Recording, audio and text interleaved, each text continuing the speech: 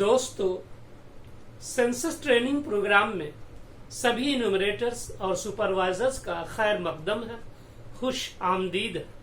दोस्तों, हम लोग नॉर्मल हाउस होल्ड अर्थात सामान्य परिवार के बारे में और इंस्टीट्यूशनल हाउस होल्ड अर्थात संस्थागत परिवार के टॉपिक पर विस्तार से चर्चा कर चुके हैं। आज हम लोग हाउसलेस हाउस होल्ड अर्थात बेघर परिवार के बारे में जानकारी हासिल करेंगे। तो आइए हाउसलेस हाउस होल्ड के कंसेप्ट को समझने की कोशिश करते हैं। Those house holds whose members do not live in buildings or census house are termed as called as houseless households।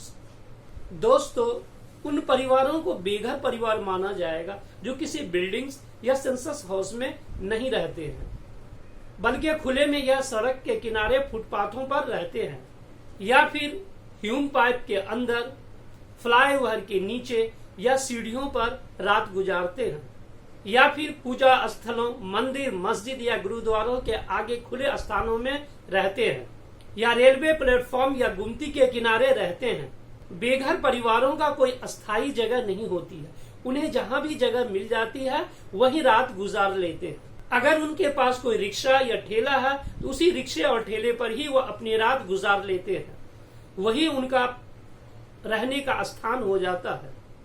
या जहां वह काम करते हैं उसी की दुकान के आगे खाली जगहों में रहने का ठिकाना बना लेते हैं। अर्थात कहने का मतलब ये है कि उनके लिए रहने की कोई मुस्तकिल जगह नहीं होती है, कोई परमानेंट जगह नहीं होती है। हालांकि सरकार इस दिशा में कदम उठा रही है और बेघर परिवारों के लिए रेन बसेरा या फिर बेघर होम का इंतजाम कर रही है, लेकिन फिर भी कुछ ऐसे लोग होते हैं जो खुले स्थानों में सोने के लिए मजबूर होते हैं। सेंसस के दौरान हाउसलेस हाउस होल्ड अर्थात बेघर परिवार को अभी हाउस लिस्टिंग अर्थात मकान सूचीकरण के फर्स्ट फेज में प्रथम चरण में कवर नहीं किया जाएगा, इन्हें द्वितीय चरण के दौरान शामिल किया जाएगा। हाउसलेस हाउस होल्ड के बारे में रात के 11-12 बजे के बाद भ्रमण कर इनके बारे में रिकॉर्ड दर्ज किया जाएगा कि किस क्षेत्र में कितने बेघर परिवार रहते हैं। इस प्रकार ये कार्य सेंसस प्रोसेस के सेकेंड फेज में पॉपुलेशन इन्यूमरेशन के दौरान होगा, जो शिक्षक या अधिकारी गण 2010 के सेंसस में शामिल होंगे उन्हें बखूबी मालूम होगा। ऐसे बेघर परिवार की काउंटिंग करने के लिए रात के 11 बजे के आसपास अपने क्षेत्र में भ्रमण करना होता है। वहां सड़क के किनारे, फुटपाथों, फ्लाईओवर के नीचे, ह्यूम पाइप में या फिर मंदिर, मस्जिद के आगे सोए हुए व्यक्तियों को जगाकर उनका विवरण दर्ज किया जाता है। दोस्तों, अभी हम लोगों को फर्स्ट फेज में नॉर्मल हाउस होल्ड और इंस्टीट्यूशनल हाउस होल्ड पर ज्यादा फोकस करना है। वैसे तो नॉर्मल हाउस होल्ड और इंस्टीट्यूशनल हाउस होल्ड के बारे में पिछले 2 वीडियो में विस्तार से बातचीत हो चुकी है, फिर भी और कुछ खास बात जानना है तो बेहतर होगा।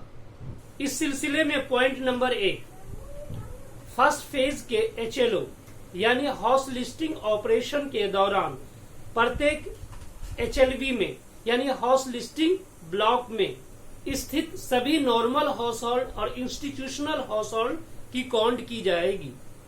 पॉइंट नंबर 2, अगर हाउस लिस्टिंग के दौरान किसी परिवार के कुछ नॉर्मल रेजिडेंट्स कुछ दिनों से अब्सेंट है फिर भी उसकी गिनती की जाएगी।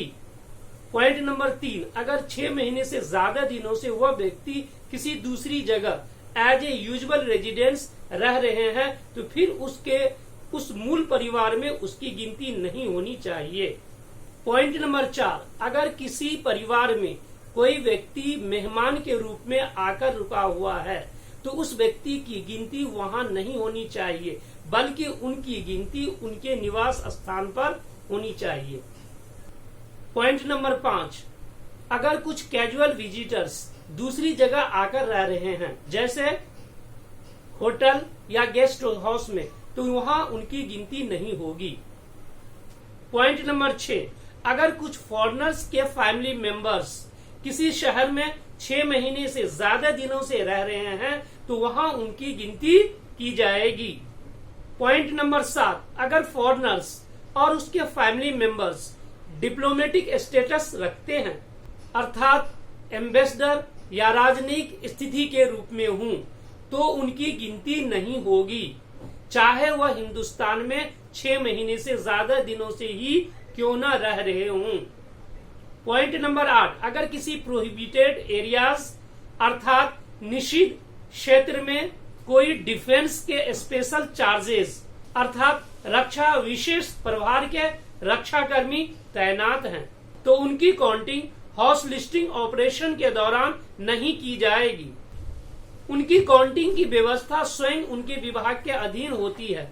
इस प्रकार हम लोग बेघर परिवार के साथ साथ सामान्य परिवार और संस्थागत परिवार के बारे में पॉइंट वाइज सभी आवश्यक बातों को जान चुके हैं। दोस्तों, हमें आशा है, उम्मीद है आपका जनगणना कार्य सफलतापूर्वक संपन्न होगा। इसी आशा और उम्मीद के साथ अब आपसे रुखसत चाहता हूँ। फिर मिलते हैं आइंदा इसी खलूस व मोहब्बत के साथ, नए अंदाज में, नए टॉपिक के साथ। शुक्रिया, धन्यवाद, जय हिंद।